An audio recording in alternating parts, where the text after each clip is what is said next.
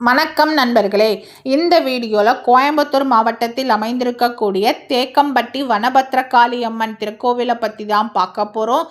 வாங்க பார்க்கலாம். அம்மன் ஆலயங்கள் பலவும் எளிய மக்களின் குறை தீர்க்கும் தலங்களாகவே திகழ்கின்றன. மனிதர்களை நம்பி ஏமாந்தவர்கள் தெய்வத்திடம்தானே சரணடைய வேண்டும். அப்படி தன்னை நம்பி வரும் மக்களின் துயர் தீர்த்து அவர்களுக்கு நீதி வழங்கும் தேவதையாக அருள் புரிகிறாள் வனபத்ரகாளி.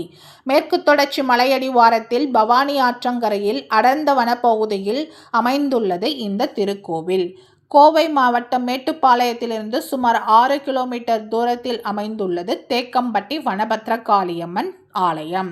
மலைகள் சூழ்ந்த இயற்கையின் தாய்மடியில் அன்னை கோவில் கொண்டு அருளும் தலத்தை அடைந்தாலே மனதின் பாரங்கள் எல்லாம் நீங்கி போய்விடும் என்கிறார்கள் பக்தர்கள். மகிஷாசுரனை ஆதிபராசக்தி அழித்துவிட்டு தனது ஆங்காரம் நீங்க இந்த அடர்ந்த வனத்தில் நீண்ட காலம் தவமிருந்தாள். அங்கு மகிஷனால் பாதிக்கப்பட்ட சகலரும் வந்து தேவியை வணங்கி நிவாரணமும் நீதியும் வேண்டி பெற்றார்கள் என்கிறது தல வரலாறு.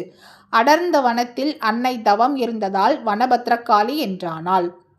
இந்த ஆலயம் மகாபாரத கதையோடு தொடர்பும் கொண்டது என்கிறார்கள். ஆரவல்லி சூரவல்லி அரசிகள் இந்த பகுதியை ஆட்சி செய்து வந்தார்கள். அவர்கள் பில்லி சூனியம் ஏவல் போன்றவை கொண்டு மக்களை அடக்கி மற்ற மன்னர்களையும் அடிமைப்படுத்தி கொடிய ஆட்சி செய்து வந்தனர். ஒருமுறை பாண்டவர்களில் ஒருவரான பீமனையே சிறை செய்தும் வைத்தனர். கிருஷ்ண பரமாத்மா பீமனை மீட்டார் என்கிறது பாரதம்.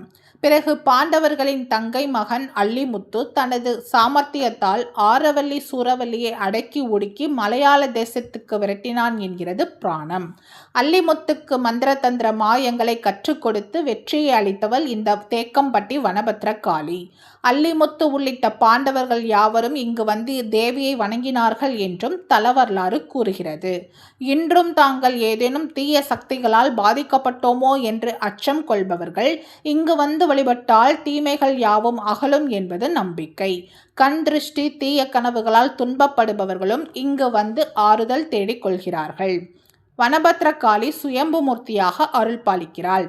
கோவை வட்டாரத்தில் யார் புதிதாக வாகனம் வாங்கினாலும் இங்கு வந்து பூஜை செய்த பிறகே அதை பயன்படுத்துகிறார்கள்.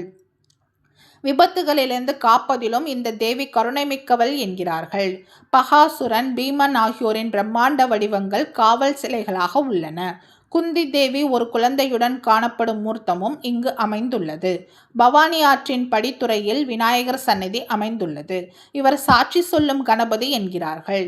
இவரிடம் உங்கள் குறைகளை சொன்னால் அவர் தேவியிடம் சாட்சி சொல்வாராம். பவானி ஆற்றில் வெற்றிலை மீது கற்பூரத்தை ஏற்றி ஆற்றில் விடுவது ஒரு வழக்கமாக இங்கே கடைபிடிக்கப்படுகிறது. இந்த ஆலயத்தின் விசேஷம் என்னவென்றால் அது பூ வைத்து பார்ப்பதுதான். இந்த சுற்று வட்டாரத்தில் உள்ள மக்கள் புதிதாக எந்த முடிவெடுத்தாலும் புதிதாக எதை தொடங்கினாலும் அதை இந்த வனபத்ரகாளிக்கு முன்னால் பூ வைத்து பார்த்த பிறகே முடிவு செய்வார்கள். வரன் தேர்ந்தெடுப்பது என்ன விதைப்பது என்று எல்லாவற்றுக்கும் இந்த காளி மீது பாரத்தை போட்டுவிட்டே முடிவு செய்கிறார்கள். சிவப்பு வெள்ளை பூக்களை தனித்தனி பொட்டலங்களில் போட்டு அவற்றை காளியின் காலடியில் போட்டு ஒன்றை எடுப்பார்கள். நாம் எந்த பூவை மனதில் நினைத்தோமோ அந்த பூ வந்துவிட்டால் காளி உத்தரவு தந்து விட்டதாக நம்புகிறார்கள். அந்த உத்தரவை அவர்கள் மீறுவதே இல்லை. தலவிருட்சமான தொரத்தி மரத்தின் நுனியில் கல்லை வைத்து தொட்டில் கட்டினால் பிள்ளை வரம் கிடைக்கும் என்பது நம்பிக்கை. குண்டம் இரங்கல் எனும் தீமிதி திருவிழா இங்கு மிகவும் விசேஷமானது. வேண்டிக் கொண்டு பூக்குழிக்குள் இறங்கினால் அடுத்த ஆண்டு பூக்குழிக்குள் காளி நிறைவேற்றி தந்திடுவாள் என்கிறார்கள் பக்தர்கள். ஆடி செவ்வாய் கிடாவெட்டு இந்த வட்டாரத்திலேயே பிரபலம். வேண்டிய வரம் கிடைத்தவுடன் எலுமிச்சை மாலை சாத்துவதும் மாங்கல்ய பாக்கியம் கிடைத்ததும் தாலியை அர்ப்பணிப்பதும் இங்கு முக்கிய வேண்டுதலாக உள்ளன. பாதிக்கப்பட்ட எளிய மக்கள் இங்கு வந்து எலுமிச்சை தீபம் ஏற்றி கண்ணீர் வடிய வேண்டி நின்றால் அந்த அநீதிக்கு தக்க தண்டனை வழங்குவாள் என்கிறார்கள். துடியான இந்த காளியிடம் எவருமே தப்ப முடியாது. தன் பக்தர்களை கலங்க வைப்பவர்கள் யாரானும் மிக கடுமையாக தண்டித்து விடுவாள் என்கிறது தலபுராணம். அநியாயமாக ஏமாற்றப்பட்டோமே என்று தவித்துக் கொண்டிருக்கிறீர்களா? இந்த காளியிடம் உங்கள் வேண்டுதலை வைத்துவிட்டு நிம்மதியாக இருங்கள். நிச்சயம் உங்களுக்கு இவள் நீதியை வழங்குவாள். வாய்ப்பிருக்கும் அன்பர்கள் ஒருமுறை வனபத்ரகாளி அம்மனை தரிசனம் செய்துவிட்டு வாருங்கள். உங்கள் வாழ்வு நலமாகும், வளமாகும். இந்த வீடியோ உங்களுக்கு பிடிச்சிருந்தா லைக் பண்ணுங்க, ஷேர் பண்ணுங்க, சப்ஸ்கிரைப் பண்ணுங்க. மறக்காம அடுத்து எந்த கோவிலை பற்றி பார்க்கலான்றதை கமெண்ட்ல சொல்லுங்க. நன்றி மக்களே.